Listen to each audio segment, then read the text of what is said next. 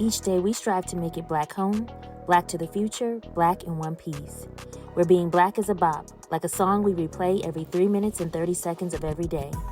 Where being Black is a vibe, all the time. You're listening to TMBP Media with your host, Dr. Tasha.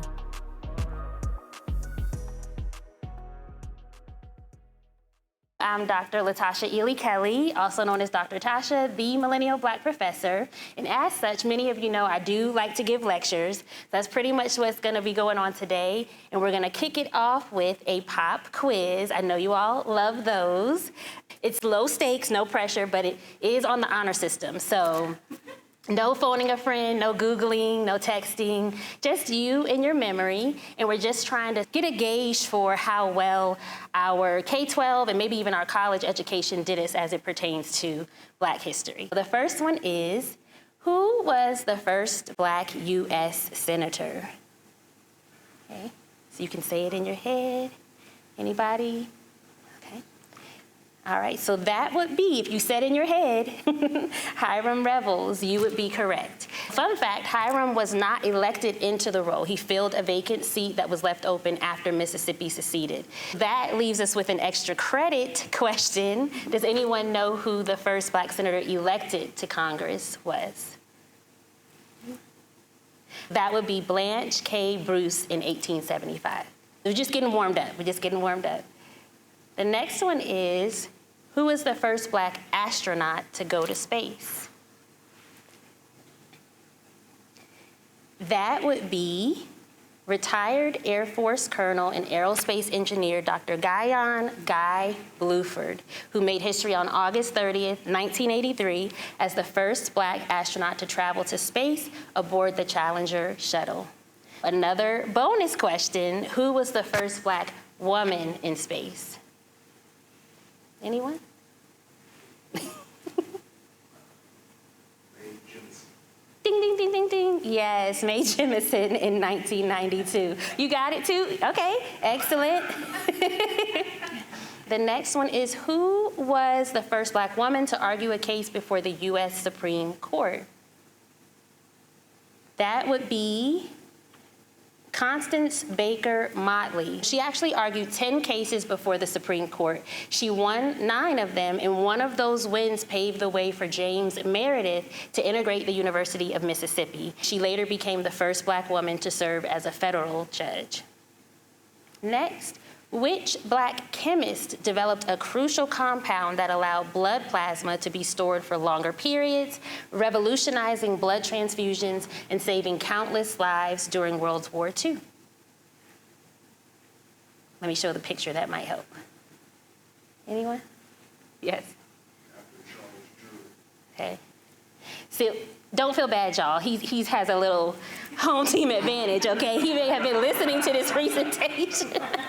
But yes, Dr. Charles Drew. Dr. Drew's groundbreaking research in blood preservation led to the creation of large-scale blood banks, and then he actually resigned from the Red Cross in protest because they started segregating blood donations by race. We have a couple more.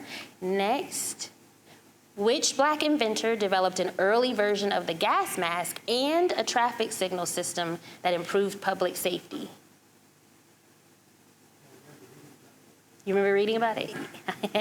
That would be Garrett Morgan. His safety hood design saved countless lives, particularly for firefighters and emergency workers, and his automated traffic signal helped shape modern traffic control systems. This is our final one, y'all. I think everybody's gonna get this one. Before the Greensboro sit-ins, where was the first successful student-led lunch counter protest? If you said Wichita, Kansas, you got it. The Dockham Drug Store sit-in in 1958, during which a group of young Black students sat at a segregated lunch counter seat. They sat there day after day, and it's significant because there was no social media, there was no real huge national media coverage, so we don't hear about it as often, but they persisted until the owner yielded. Thank you for participating. It's important to note that that is a super small drop in the ocean of what is Black history. According to a Pew Research Center poll, only 23% of Black adults in the U.S. who are familiar with Black history reported learning some or all of it in their K-12 education. That means that most of what we know we're getting from home, passed down generationally. Maybe we found out about it on our own, stumbled across it, attended a library keynote, or went to your local Black-owned bookstore, but it's not something that they learned in their K-12 education. With such a rich, robust experience that we have, why would our educational institutions set us up like this, basically co-signing that deficit narrative? Dr. John Henry Clark said, Europeans began to manipulate history because they had to justify the slave trade. I often say, if you see someone like yourself, if you see them as human, it becomes much harder to mistreat them.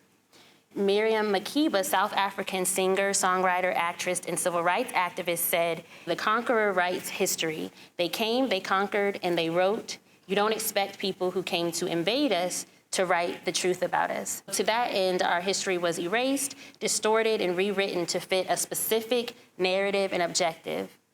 When we look at the economic and structural foundations of the U.S., the nation was built and the wealth was built on the backs of Black people in large part. From cotton and sugar and tobacco, forced Black labor made this country a global power. White families and institutions built generational wealth while Black people were shut out from those opportunities. And even when we did manage to amass some wealth, it was often stolen or destroyed and blocked. For example, at the start of the 20th century, Black farmers owned over 15 million acres of land. Today, it's less than 2 million acres that remain. And this is because the U.S. Department of Agriculture systematically denied Black farmers the same loans and assistance that white farmers received. Many were forced into foreclosure, and today Black farmers are still fighting to get back some of that access they had.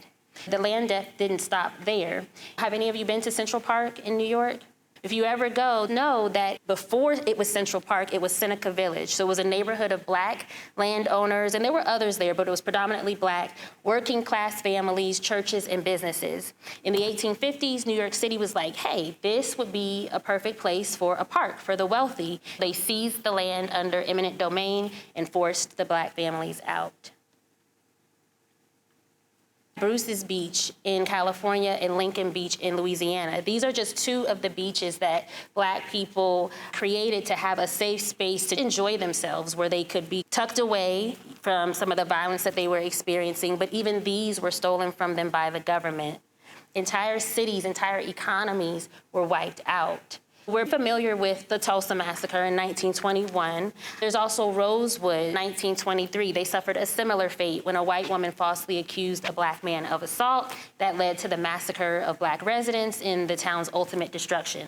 There's also Wilmington, North Carolina, and East St. Louis. They faced similarly devastating attacks. In 1898, Wilmington had a thriving Black middle class. They had elected Black officials. That made some of the white supremacists uneasy. They staged a coup and took over the entire town and leadership overnight. In 1917, in East St. Louis, white mobs feared that Black workers were becoming too economically independent. They launched a violent attack, they burned homes and businesses, and they lynched Black residents in the streets. These massacres weren't isolated events, they weren't by happenstance, they were very intentional and deliberate acts to dismantle any progress that the Black community was making. Speaking of land, I want to talk about, since we're in Women's History Month, Bridget Biddy Mason. She was born into slavery, brought to California where slavery was illegal, but still held captive. She sued for her freedom in 1856, and she won. When she was free, she worked as a nurse and a midwife, saved her money, and ended up investing in real estate. She became one of the wealthiest women in Los Angeles and used her fortune to build schools and charities devoted to helping Black families. She went from enslaved to owning the land that would become downtown LA. But this is definitely an exception in the grander scheme of things, because I'm sure many of you know about redlining. The government and banks literally drew red lines around Black neighborhoods on maps, designating them as high risk for loans and investments, which meant that Black families were denied mortgages or they were forced into predatory lending agreements, which prevented them from buying homes in wealthier areas. These red line districts often became sites of concentrated poverty, Due to the lack of resources and investment, the Federal Highway Act was signed into law in 1956.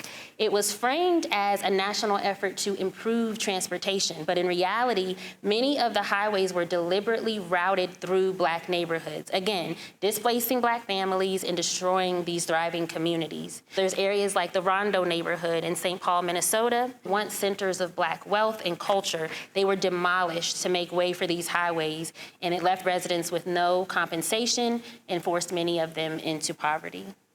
We have the GI Bill, which after World War II helped millions of white veterans buy homes and attend college, creating a foundation, again, for generational wealth.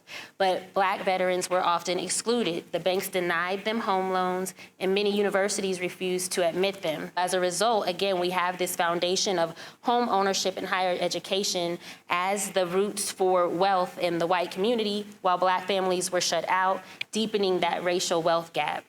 HBCUs exist because Black students were denied access to predominantly white institutions. Even today, HBCUs produce a disproportionate number of Black professionals in law, medicine, and STEM. Despite their role in Black advancement, and even perhaps because of it, they receive far less funding than their white counterparts. When Black students were admitted to these predominantly white institutions, they faced intense racism. Many were denied access to social groups, leadership opportunities, and academic networks that their white peers took for granted. In response, we created our own, establishing Black Greek letter organizations. So the first is Alpha Phi Alpha Fraternity Incorporated, which was founded at Cornell University in 1906, and that was followed by Alpha Kappa Alpha Sorority Incorporated at Howard University in 1908. So I won't list all of them, but I would be remiss if I didn't give a shout out to my own sorority, Delta Sigma Theta Sorority Incorporated, and that was founded on the campus of Howard University on January 13th, 1913. And our focus is sisterhood, scholarship, service, and uplifting the Black community. Our very first act of public service was participating in the Women's Suffrage March, because even though white women were fighting for the right to vote, a lot of their activities pushed out Black women. So that was really important for us to participate in. Speaking of HBCUs, Mary Lumpkin was held captive at one of the largest prisons for the enslaved. It was called Lumpkin's Jail in Richmond, Virginia. That prison housed thousands of Black men and women and children where they were tortured and sold.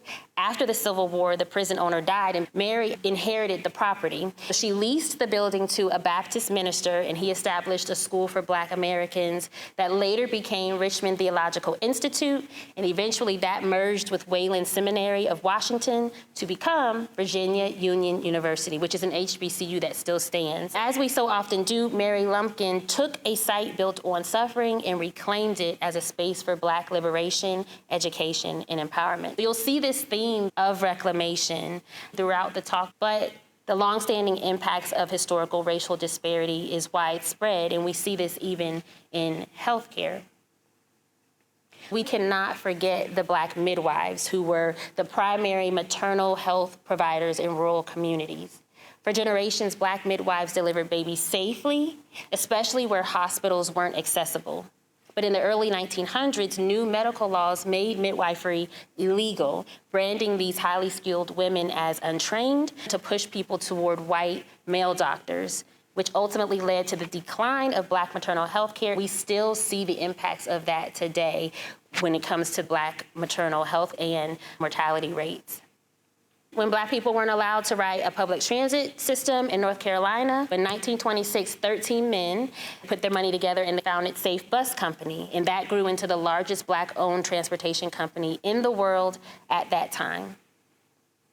Has anybody ever lived in a super tiny apartment, had to cramp things in? I know I have. My first apartment was pretty small. You have to get creative with your furniture when you're in small, tight spaces, and you can thank Sarah E. Good for helping with that, because in 1885, she received a U.S. patent for her invention of the folding cabinet bed, which paved the way to what we know as the Murphy bed. We touched on fire safety, but especially with the recent fires in California, have you ever really thought about how they're able to get up so quickly and do what they do? Joseph Winters patented the wagon-mounted fire escape ladder in 1878. What about food? Does anybody love fresh hot rolls? I know I do. So, Lucille B. Smith was a Black entrepreneur who created the first commercially successful hot roll mix. Last but not least, 3D technology. NASA scientist Valerie Thomas invented the illusion transmitter, which helped pave the way for 3D movies and medical imaging. The list really does go on and on. Raise your hand if you knew about the majority of these. Anyone? I was gonna say shout out to you if you if you did, right? But for many of us, our textbooks gave us a highlight reel of Black history instead of the full unfiltered episode. As long as this country has existed, Black history has been treated like an elective, essentially. It's a special topic rather than general education required content. When you think about the history that you were taught in school, we were lucky if we learned maybe about the Middle Passage, we might have got a little bit about the Harlem Renaissance, we got a whole lot about Dr. Martin Luther King Jr. and his I Have a Dream speech, but not his speeches on economic justice and reparations. We heard about Rosa Parks, but not Claudette Colvin.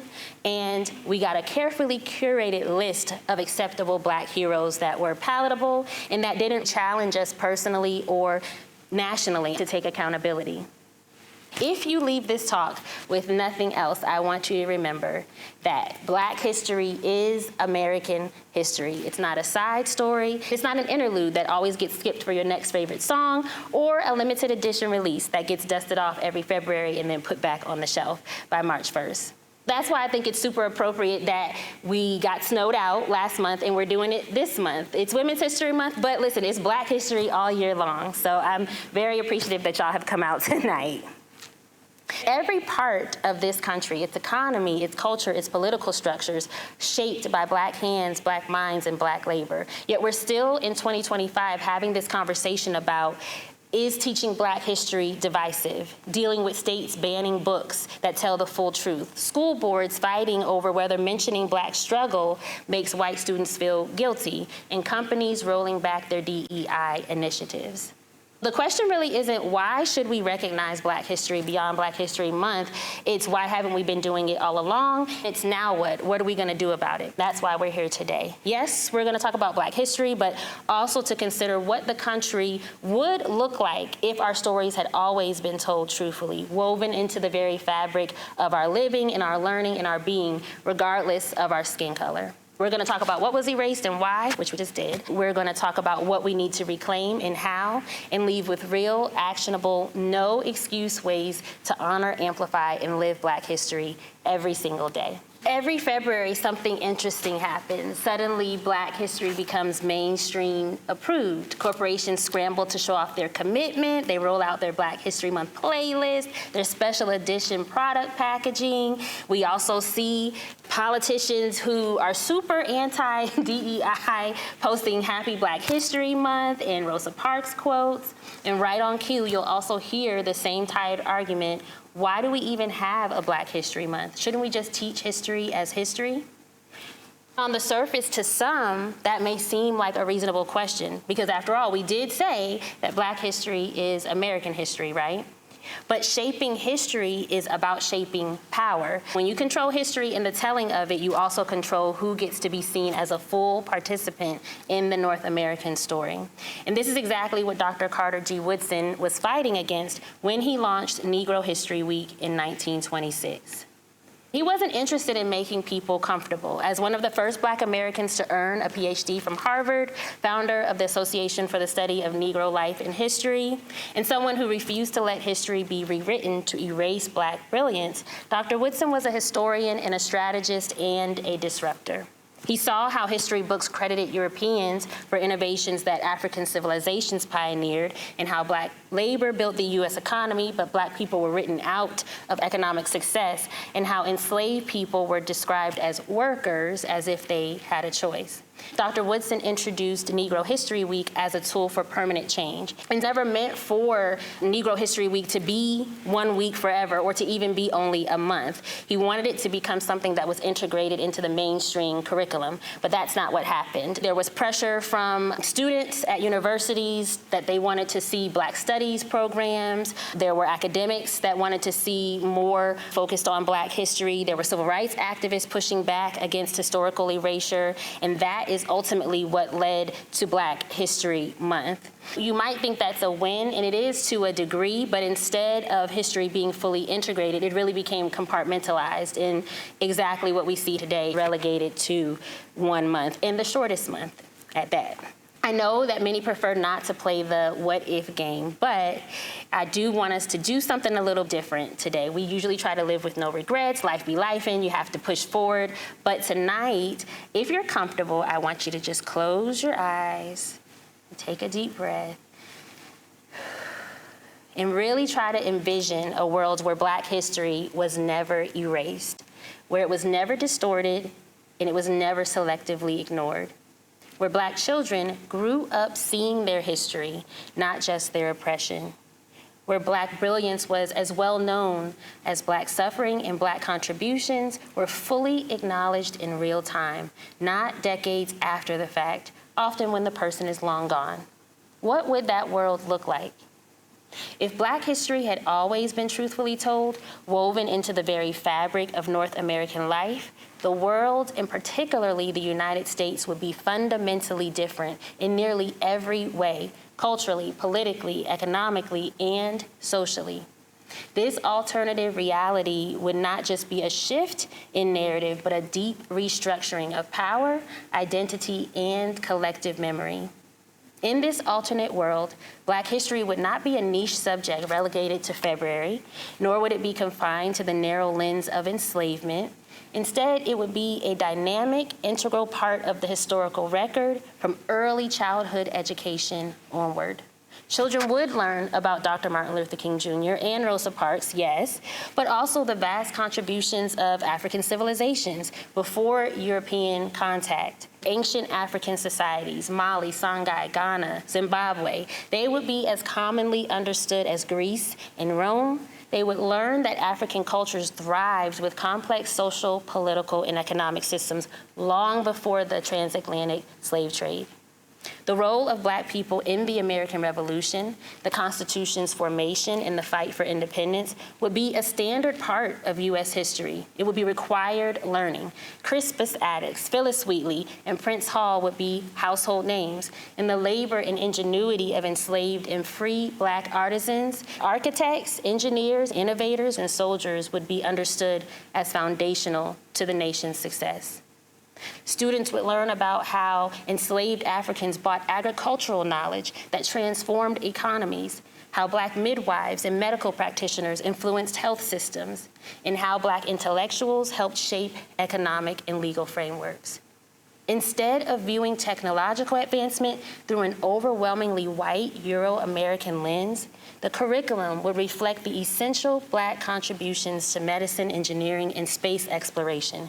Figures like Dr. Patricia Bath, who pioneered laser cataract surgery, and Otis Boykin, whose inventions improved pacemakers and electrical resistors, would be celebrated along with Edison and Einstein. There would be no space for the deficit thinking that undergirds racial stereotypes today. Racial hierarchy as we know it might not exist at all. The construction of whiteness as superior and Blackness as inferior was a deliberate social and political project, one that needed historical erasure to sustain itself. If that erasure had never occurred, Black cultural contributions in music, fashion, language, and art would be recognized as organic parts of American and global culture, rather than being stolen or rebranded or dismissed until white people adopt them. Hollywood would not have spent decades portraying Black people as either criminals or servants. Black people would have been leading characters, heroes, and intellectuals from the inception of film and television. The psychological toll of representation or lack thereof on Black communities would not have existed in the same way. We wouldn't still be in an era of first Black milestones in 2025. Black excellence would have been the standard, not treated as exceptional or surprising. Truthfully integrating Black history into the foundation of the nation would have necessarily meant dismantling the policies that deliberately excluded Black people from economic and political power. The systemic exclusion of Black people from land ownership, banking, and business opportunities, from slavery to sharecropping, redlining, and discriminatory lending. All of that would not have been possible under a truth-centered historical consciousness. Instead of racial wealth gaps, Black generational wealth would have been established alongside white wealth. Black voter suppression and political exclusion through literacy tests, grandfather clauses, gerrymandering, and intimidation would have been unacceptable at every stage. The US would have had Black senators and governors and even presidents much earlier. There would be no school-to-prison pipeline, no mass incarceration crisis disproportionately affecting Black people, no war on drugs designed as a racial control mechanism. The false narratives that painted Black people as inherently criminal or dangerous would have never taken root. When history marginalizes a people's contributions, it implicitly tells them and others that they're marginal. So in this alternative reality, where Black history had always been truthfully told, Black people would never have internalized the idea that we're lesser. Black children would have grown up with an unshakable sense of belonging and pride.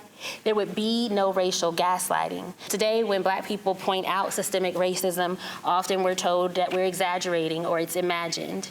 In a world where history had always been accurate, there wouldn't be a debate over racial injustices. They would just be understood. And even white people's sense of self would be different too.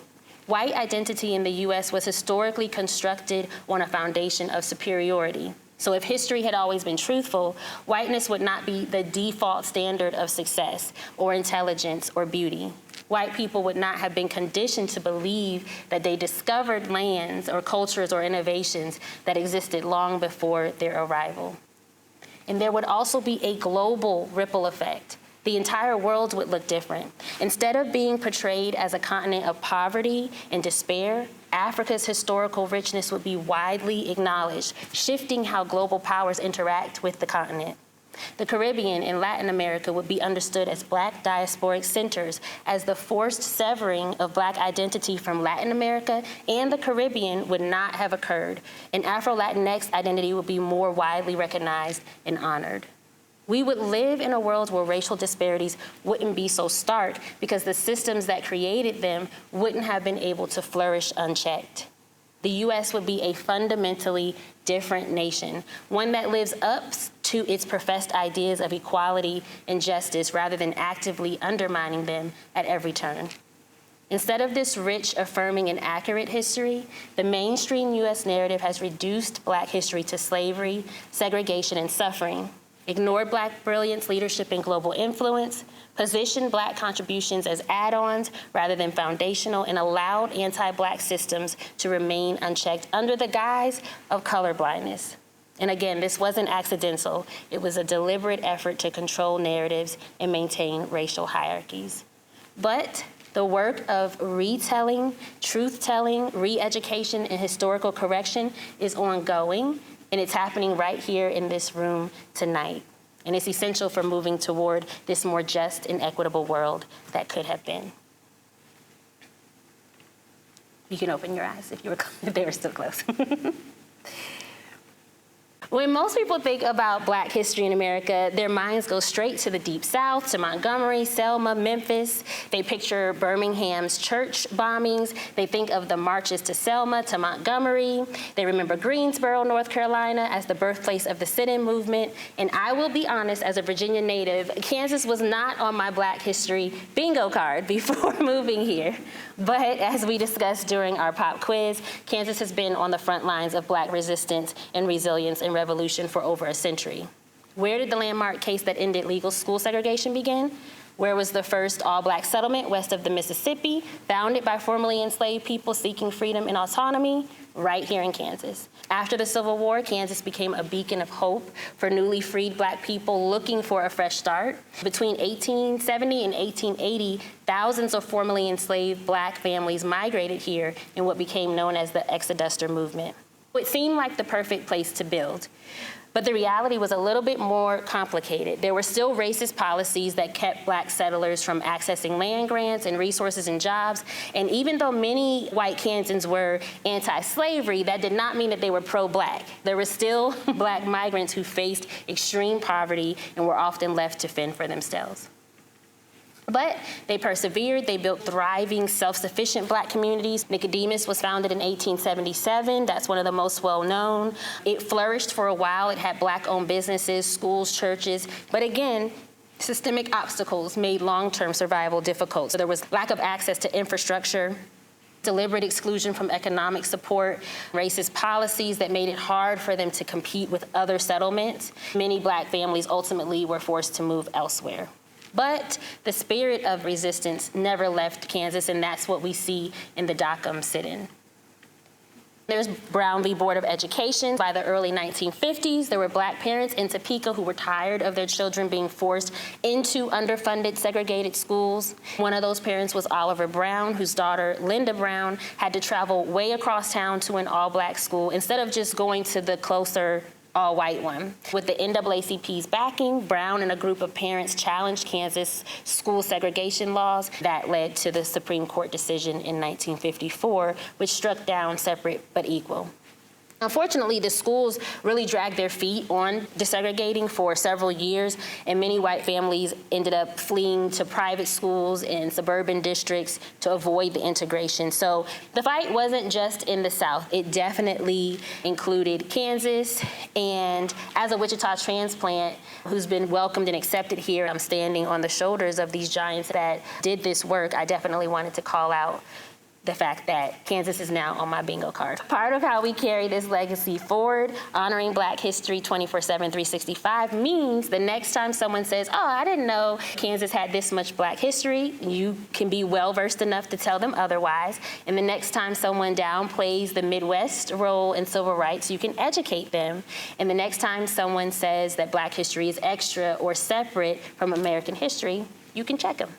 Black history has never been something distant or confined to the past. It moves, it shifts, it's always happening, it's always around us. Every generation, the fight over who gets to tell the story, who gets erased, who's facing consequences for speaking out, it's happening in real time. We're watching that happen right now with the book bans, corporations rolling back their DEI initiatives, and when Black artists disrupt power structures and find themselves at the center of controversy.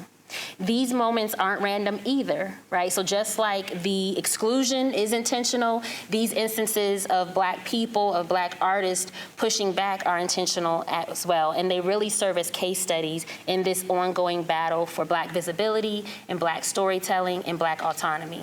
If y'all didn't know, I'm a Beyonce stan. For decades, country music has been framed as white America's genre, the sound of small towns, Southern traditions, and Americana mythology. If we tell the full story, country music's foundation is undeniably Black.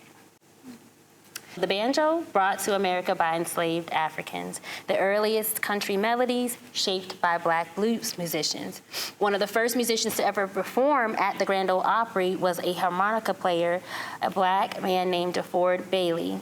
But as the recording industry took shape in the early 20th century, the genres became segregated. Black artists were labeled as race records and pushed into blues, and white artists took the sounds and styles that Black musicians pioneered and they repackaged them as country.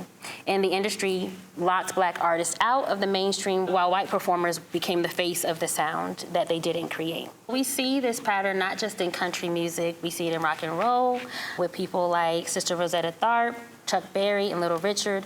Their music all became associated with white musicians. We see the elevation of Elvis Presley. Sister Rosetta Tharpe, the godmother of rock and roll, was one of the first artists to fuse gospel with electric guitar, which laid the foundation for the entire genre. The term hillbilly music described a style of country music that originally included Black artists, but as the industry grew, it then became racially coded to exclude them. 1 in 4 cowboys in the Old West was black.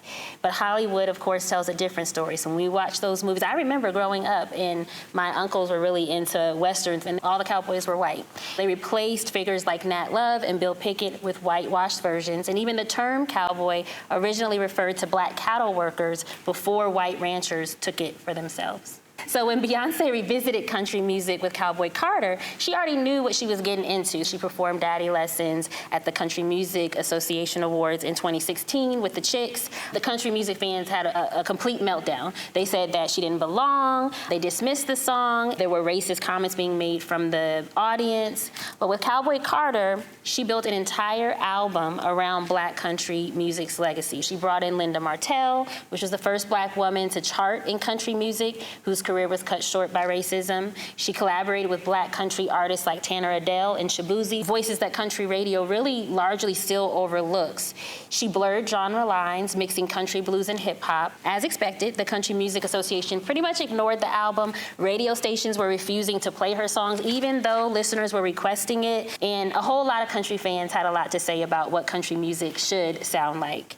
But again, that theme of reclamation, she came to reclaim and honor the artist who laid the foundation and who never got credit. Whether country radio played Cowboy Carter or not, whether the CMA Awards acknowledged her or not, I don't know if y'all saw what happened when those tickets went on sale, but sold out in seconds. Beyonce Giselle Knowles Carter, 35-time Grammy Award winner, including 2025 Album of the Year, Country Album of the Year, and Country Duo of the Year. Black artists have always been here. Black influence has always shaped the music. Black culture has always influenced the U.S. and world. Take Kendrick Lamar, for example. Pulitzer Prize winner, Grammy Award winner, rapper from Compton, California. There's so much we could say about Kendrick, but tonight we're gonna focus on his Super Bowl halftime performance. Did anybody see it? You did? For those of you who did not, watch the whole thing. Unfortunately, in my excitement over Beyonce and Kendrick Lamar clips that were shown, I found myself dancing and forgot to put my mic back on. Try as I might, I was unable to restore the audio, so here we are. For decades, country music has been framed as white America's genre, the sound of small towns, Southern traditions, and Americana mythology. If we tell the full story, country music's foundation is undeniably black. The banjo, brought to America by enslaved Africans, the earliest country melodies, shaped by black blues musicians. One of the first musicians to ever perform at the Grand Ole Opry, a black harmonica player, D. Ford Bailey. But as the recording industry took shape in the early 20th century, genres were segregated. Black artists' songs were labeled as race records and pushed into blues. White artists took the sounds and styles black musicians pioneered and repackaged them as country, and the industry locked black artists out of the mainstream while white performers became the faces of a sound they didn't create. We see this pattern not just in country music. Rock and roll, a genre pioneered by black artists like Chuck Berry and Little Richard, became associated with white musicians like Elvis Presley, who were elevated while the black originators were sidelined.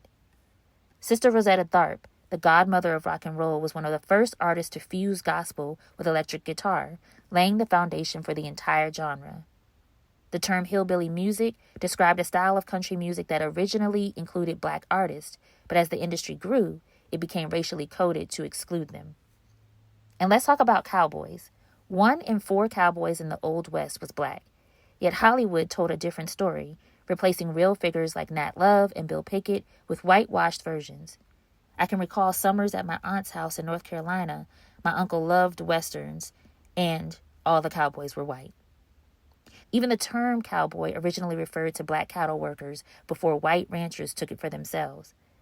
So when Beyonce revisited country music with Cowboy Carter, she knew exactly what she was doing and what the response would likely be. When she performed Daddy Lessons at the Country Music Association Awards in 2016 with the Chicks, country fans had a meltdown. They said she didn't belong. They dismissed the song, even though its sound was deeply rooted in country traditions. They dismissed Beyonce, even though she was born and raised in Texas. With Cowboy Carter, Beyonce built an entire album around black country music's legacy. She brought in Linda Martell, the first black woman to chart in country music, whose career was cut short by racism. She collaborated with black country artists like Tanner Adele and Shabuzi, voices country radio continues to largely overlook. She blurred genre lines, mixing country, blues, hip-hop, similar to Black country pioneers before the industry forced them into separate categories. As expected, the Country Music Association ignored the album. Radio stations refused to play her songs despite listener requests, and a whole lot of country fans got real loud about what they think country music should sound like. Beyoncé came to reclaim and honor the artist who laid the foundation but never got credit. Whether country radio played Cowboy Carter or not, whether the CMA Awards acknowledged her or not, did y'all see what happened when the Cowboy Carter concert tickets went on sale? Sold out in minutes. Beyoncé Giselle Knowles Carter, 35-time Grammy winner, including 2025 Album of the Year, Country Album of the Year, and Country Duo of the Year. If you couldn't tell, I'm a Beyoncé fan. Black artists have always been here. Black influence has always shaped the music. Black culture has always influenced the U.S. and world. Take Kendrick Lamar, for example. Pulitzer Prize winner, Grammy Award winner, rapper from Compton, California. There's so much we could say about Kendrick.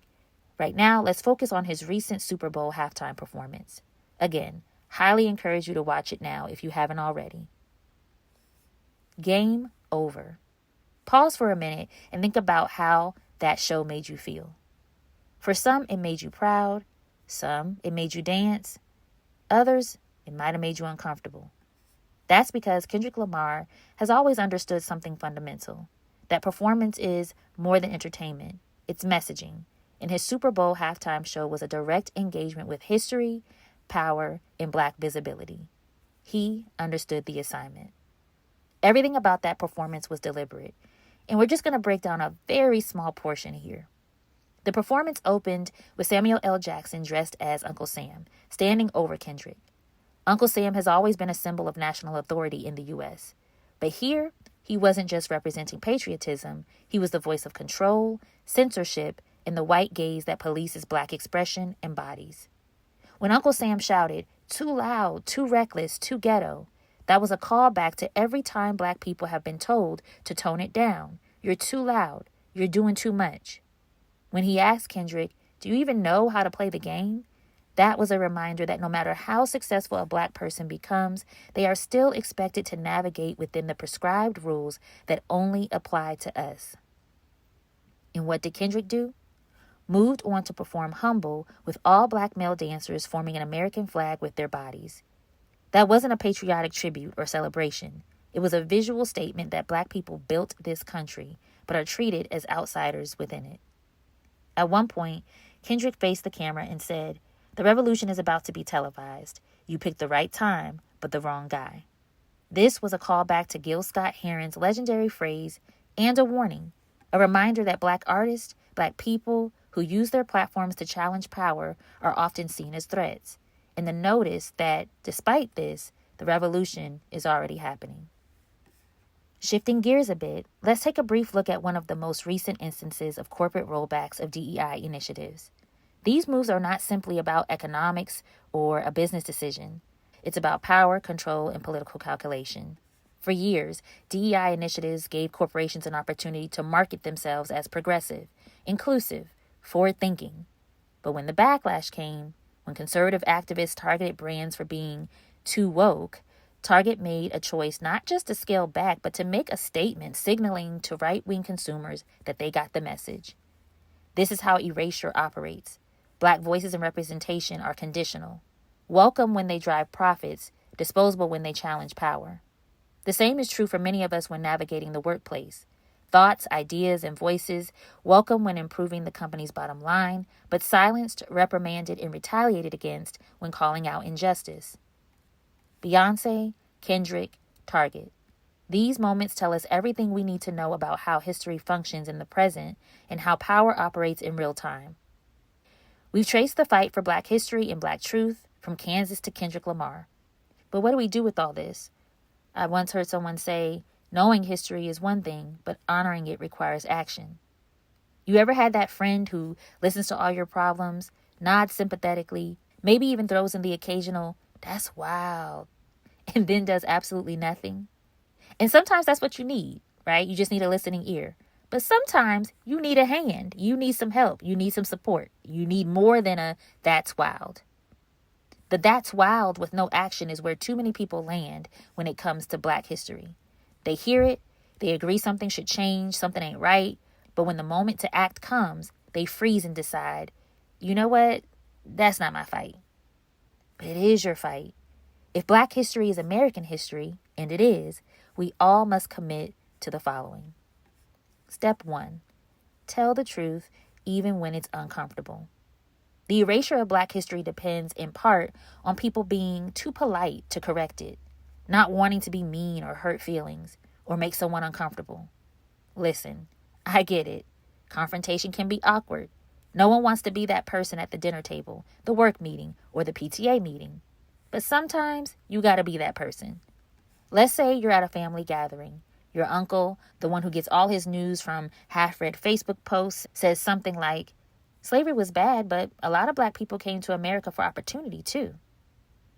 Whew. What do? The point isn't to get into a screaming match. It's about not letting misinformation slide, refusing to let lies go unchecked. And if your uncle pouts about how everything is so political these days, remind him that history has been political ever since people started deciding who got to write it and what they should say about it, instead of just stating the facts. And if you're uncomfortable correcting bad history, imagine how uncomfortable it was and is for the people who live it. Step 2. Move from consumption to commitment and contribution. It's easy to love Black culture without actually supporting Black people. People will rap every word of Kendrick's song, but when a Black-owned business needs community support, nowhere to be found. You say you love Black creators? Great. Support them in ways that actually make a difference. Love reading? Make it a point to read Black authors, not just in February, but all year long. Need a new spot to grab coffee? Try a Black-owned cafe. Looking for new clothes? There are independent Black designers and Black-owned boutiques out here fighting for visibility while big brands steal their ideas. Streaming music? Don't just listen. Follow, share, and put others on to Black artists who aren't getting mainstream push. If your job is looking for vendors, speakers, or caterers, suggest Black-owned businesses. Word of mouth is free. Put their names in rooms they might not have access to.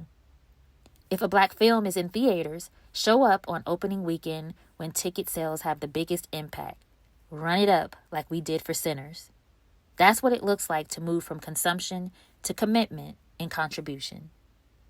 Step 3. One of the biggest lies this country tells is that racial progress happens naturally, that if we just wait long enough, be patient, racism will pack up its things and leave. And that's clearly not how it works. Every single piece of racial progress, from abolition to civil rights, happened because people fought for it. And every time Black people gain ground, there's coordinated pushback. If you're part of an organization that makes decisions about funding, education, or community programs, pay attention to who gets access and who doesn't, and call it out when it doesn't make sense. If you're in a hiring position, make sure Black talent is not just getting in the door, but getting promoted, paid equitably, and supported in leadership. If your company quietly drops its DEI initiatives, ask why, and don't let them skate past the conversation with corporate fluff. Make it clear people notice, that you notice. And if you're in any workplace, in a position of influence, understand that real equity isn't just about hiring numbers and mission statements. It's about cultural competence. Can you recognize when a Black colleague is being constantly overlooked or dismissed? Do you notice when a Black employee is given all the work but none of the credit? Do you challenge coded language like "not a good culture fit" or "too aggressive" when you know it's really about someone being unapologetically Black? If you're a leader, are you creating a space where Black employees feel valued, respected, and safe? Or are you contributing, intentionally or not, to the very problem you claim to care about? Microaggressions, macroaggressions, the whole gamut, are not small things. They add up. They shape careers. They push people out of industries. They take a toll. Step 4. Preserve and amplify Black memory and legacy. If our stories aren't remembered, they're erased. Memory is resistance. If a local group is working to protect Black history, support them. If there's an effort to preserve historic Black landmarks, neighborhoods, or cemeteries, back it. Advocate for funding. zoning, and other protections. If schools are removing Black history from curriculum, push back, attend school board meetings, challenge book bans, and demand accurate representation. If community members are documenting local Black history, help amplify it. Support oral history projects, digital archives, and public exhibits that keep these stories alive. If there's a push to rename buildings, streets, or monuments to honor Black historical figures, get involved. If local libraries and museums are hosting events, exhibits, or talks on Black history, attend, spread the word, and encourage others to do the same. Supporting does not always or only mean financially. It means showing up, speaking out, and making sure these efforts aren't ignored. Our fifth and final step, make everyday choices that align with your values. If you say you value Black people, history, and culture, it should show up in your everyday choices, not just in February, not just when it's trending. If you hear something off, challenge it. If you see someone stealing Black contributions in the workplace, in media, in art, wherever, say something, call it out. If a Black colleague keeps getting cut off in a meeting, redirect the conversations back to them. If you see a Black business on social media, like their post, share them with others, and if and when you can and feel so moved, drop some coins. And this next one is super important. Stop letting the so-called little stuff slide, the stuff that's supposedly not that bad. We all know that person, the coworker who says, "Oh, I don't see color." The neighbor who swears they love diversity but calls the police every time they see Black kids playing in the neighborhood, asking if they live there. The family friend who just can't understand why everything has to be about race. That person who just cannot stand to see Black people gathering and having a good time. I'm not saying cuss them out, but you do need to challenge them because silence is complicity. Sometimes resistance is about big speeches and other visible acts of activism. Sometimes it's about being in the room when decisions get made and making sure the right people are in the conversation. And sometimes it's about simply knowing when to speak up and having the courage to actually do it. So where do you stand? Right now, Black history, American history, world history is still being shaped. How will you be a part of it? The revolution is being televised, so let's get to work.